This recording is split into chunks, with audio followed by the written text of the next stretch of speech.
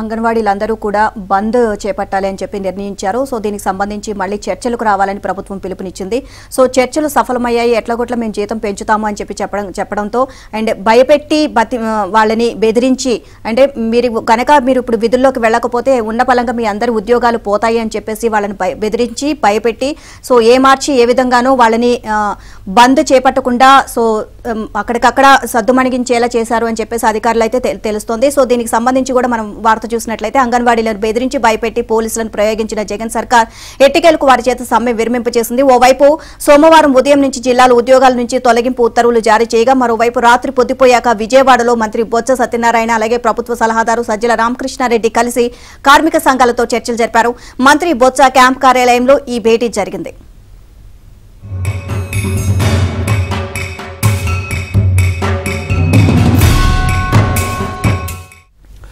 అంగన్వాడీలకు తక్షణం జీతాల పెంపునకు ప్రభుత్వం అంగీకరించలేదు. ఎన్నికల తర్వాత జూలై నుంచి పెంచుతామని హామీ ఇచ్చారు. ఉద్యోగ విరమణ సమయంలో వర్కర్లకు ఇచ్చే బెనిఫిట్ ను 50,000 నుంచి 1,20,000కు, హెల్పర్లకు ఇచ్చే 20,000 బెనిఫిట్ ను 60,000కు పెంచడానికి అంగీకరించారు. చనిపోయిన అంగన్వాడీలకు మట్టి ఖర్చులుగా 20,000 ఇస్తామన్నారు. సమ్మె చేసిన కాలంలో వేతనాల చెల్లింపు, అంగన్వాడీలపై నమోదు చేసిన కేసుల ఎత్తివేతకు ప్రభుత్వం సానుకూలంగా స్పందించింది. ఉద్యోగ విరమణ వయస్సును 60 ఏళ్ల నుంచి 62 ఏళ్లకు పెంచడంతో పాటు వీరికి అన్ని సంక్షేమ పథకాలు వర్తింపజేయడానికి కూడా అంగీకరించారు.